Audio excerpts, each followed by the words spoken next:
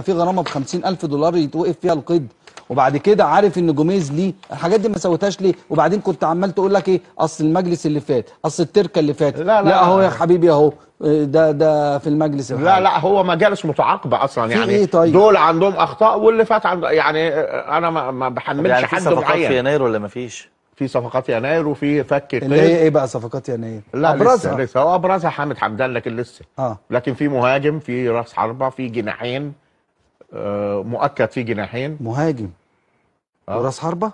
راس حربه راس حربه بقول راس حربه، مش انت قلت مهاجم يعني راس حربه. اوكي ماشي. مهاجم اللي هو راس حربه وجناحين.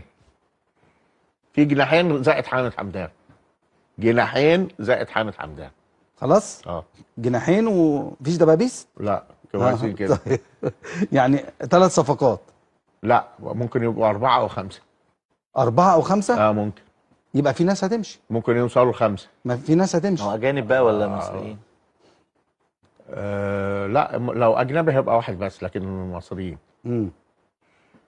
في ناس هتمشي طبعا أكيد. في ناس ممكن تمشي. مين أبرز مين زي مين؟ لا زي مين دي لسه، لأن أحمد عبد الرؤوف دلوقتي لما اتولى يعني شيكو بنزا ده مكمل؟ ادم كايد ده مكمل؟ 50 50 50 50. 50. مين اللي هيختار الصفقات دي؟ احمد عبد الرؤوف؟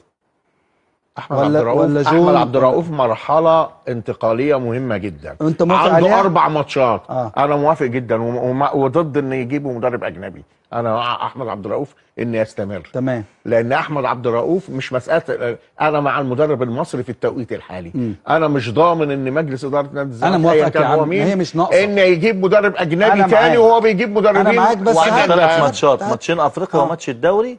دي الفرصه الاخيره ليه، وهو من غيرهم هو هذا المدرب يستحق الفرصه. مدرب واعد ومدرب يستحق الفرصه. طبعا انت اهلاوي عايزين. لا انا بحب احمد عبد الرؤوف وراجل صديق وراجل محترم، وشفت قد ايه كان عليه ضغوط في السوبر واستحملها وعدى منها. يا رب. كان عنده هدوء غير عادي في المؤتمرات الصحفيه. تمام. طيب كل الخير للنادي خلي بالك اللي قدمه قدام اللي قدمه قدام الاهلي في ماتش السوبر، الزمالك قدم اقصى من طاقته بصراحه، وعمل ماتش كويس جدا ولعبته ادت بشكل كبير. دي حاجه لازم نقولها. لا ماتش قوي، ده المفروض الطبيعي اللي يقدمه نادي الزمالك. تمام. بس عشان الظروف صعبه يا استاذ عمرو. طبعا الظروف، فبنقول برافو انهم قدموا في ظل الظروف الصعبه. الظروف طبعا كانت ظروف صعبه على اي حد اللي بيمر بيها نادي الزمالك.